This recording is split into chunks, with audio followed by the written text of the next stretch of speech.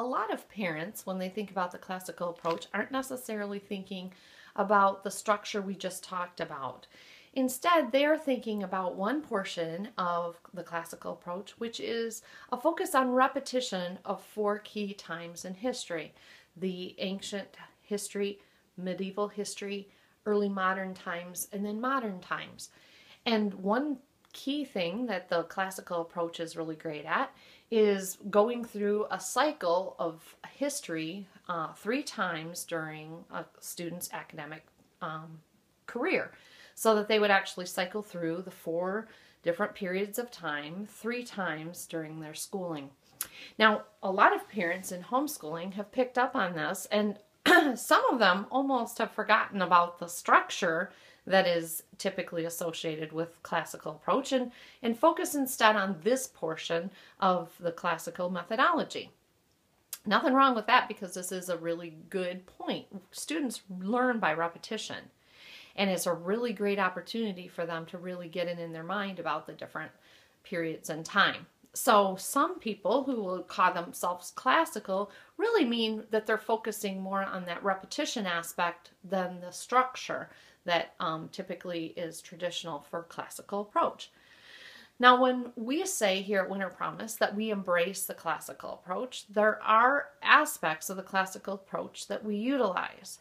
Most of the structure we kind of leave behind. There are some things that we do integrate, and you might get to know that some more in the language arts portion of Winter Promise. But I want to really focus on the thing that most people pick up on and love about the classical approach, which is that 4-year history cycle with a lot of repetition of it.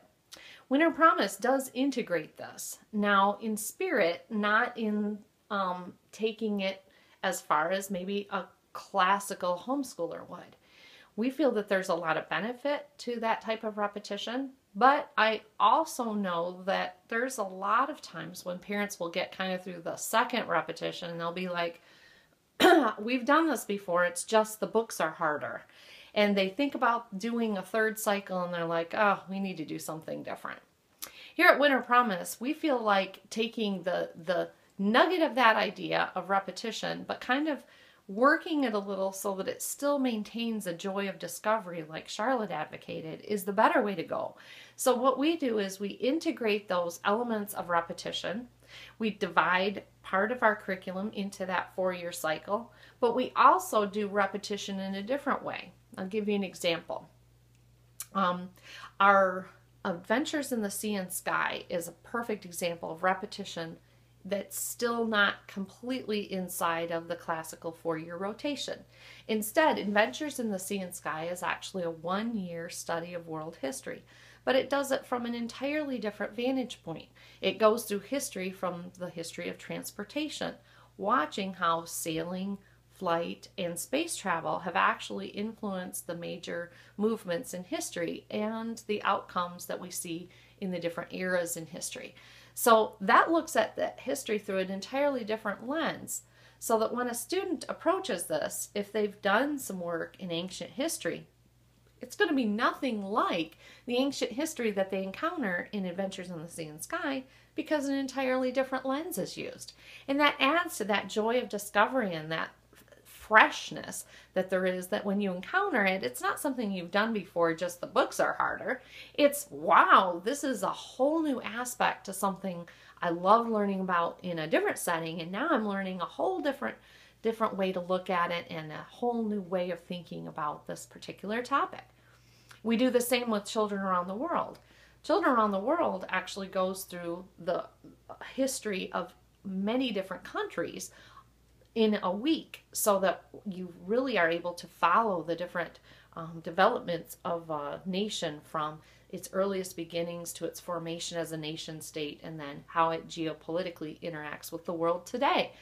Those give an entirely different way of looking at history that's very compact, and you can see all those patterns of nation development over and over again as you look at those histories week to week. So it gives an entirely different way of looking at it. And yet, the student is encountering that information again, so it really deeply implants and gets that repetition in that classical homeschooling really advocates.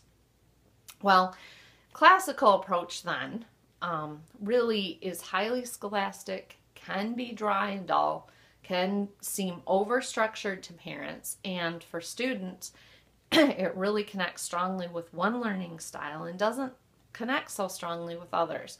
So Winter Promise takes that 4-year repetition, kind of repackages that whole idea and gives it to you in a more Charlotte Mason way of thinking.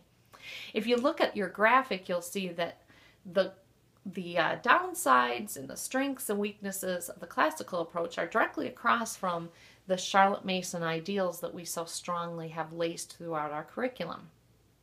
Charlotte Mason, and all of her love for discovery and her focus on the fact that learning should be joy-driven, is actually in direct opposition to the classical approach, which is very much driven by organization and repetition and things being very structured. So Charlotte Mason, we bring in that Charlotte Mason feel to the classical approach, and you end up with something that has some structure and cohesion, but yet is joy-driven. And that's how one approach can offset the weakness of the other. Now with Charlotte Mason ideals, one of the strengths of it, of course, is that joyful discovery, and also the fact that the approach itself encourages family memories. But one of the problems with the Charlotte Mason approach is traditionally it's very unstructured, in that parents are given these ideals, but they're not really given any curriculum. They're not really given anything that they can work from. And so what Winter Promise has done is said, well, if Charlotte Mason were here, this is how she'd be doing it, especially in our modern times. So we're going to pre-prep all those materials for you and kind of give you all that so that you can do what Charlotte would do if she were sitting right there beside you. And that way, it's not unstructured any longer. It's not just a bunch of ideals or ideas or theoretical learning opportunities. It's actually something you can follow, but that structure is based around joy, not just structure for structure's sake. And so that really well offsets the classical approach in Winter Promise.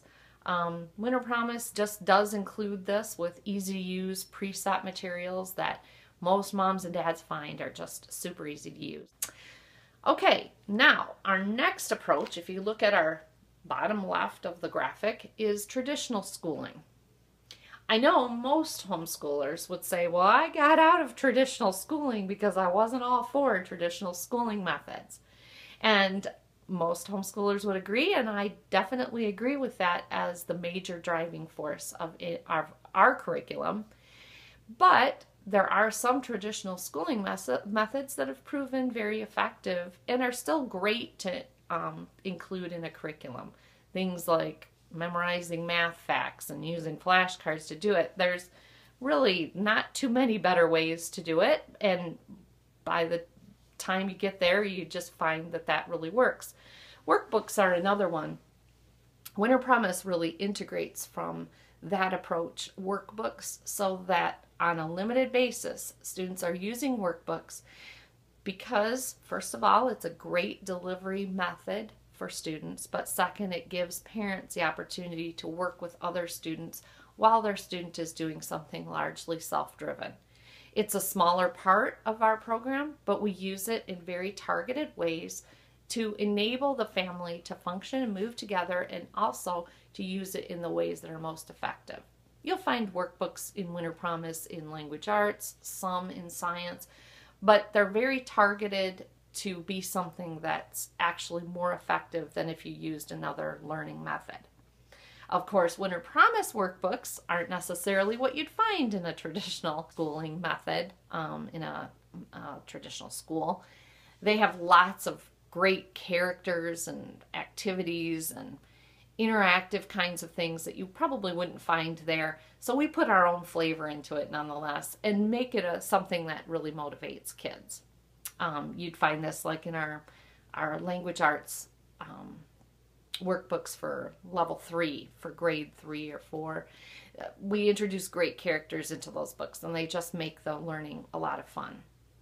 Now, traditional schooling methods, of course, the strength is that it methodically covers and thoroughly covers all topics. But the weakness is that it doesn't always engage every learning style, and the materials can be predictable, boring. So some of what I've said can help you to understand how we really kind of redefine that and make it our own and make it something that doesn't fall along those lines and still gives you the benefits of students being able to do independent work.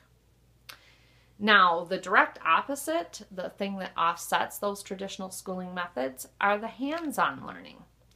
This is a major and wonderful part of learning that Charlotte Mason really advocated, and is a whole nother part of learning that it adds a wonderful dimension for students who are really seek to learn this way.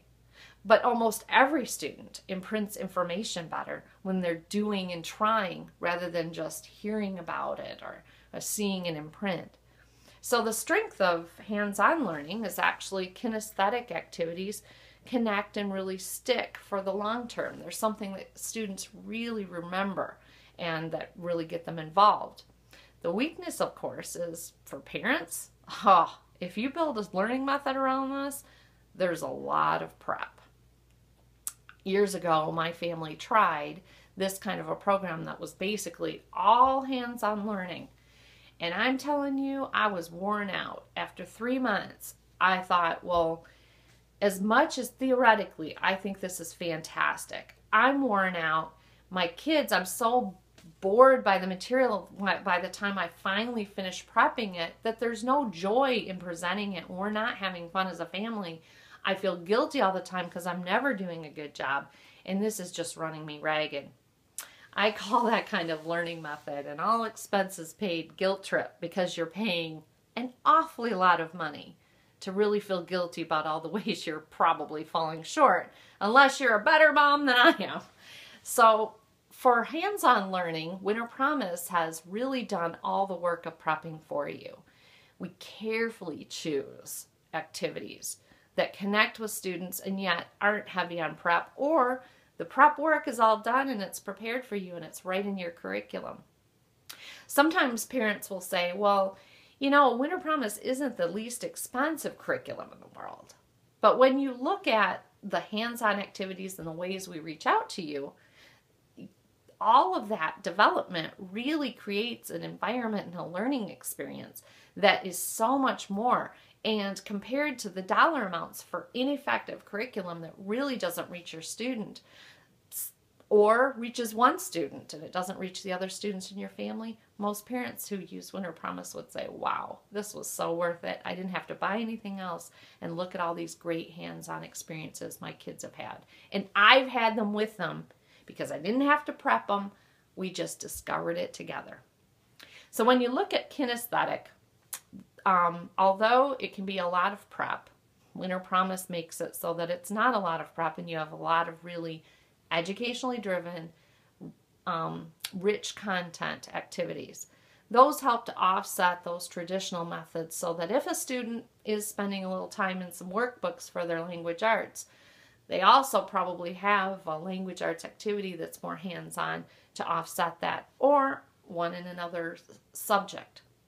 So if you look at all of these learning methods, the literature approach, the classical approach, traditional schooling, hands-on learning, the Charlotte Mason ideals that wrap itself through Winter Promise, and then the bells and whistles, which include all of our journaling and the fun paper engineering and things that we introduce, things like pirate packs and sea monster studies.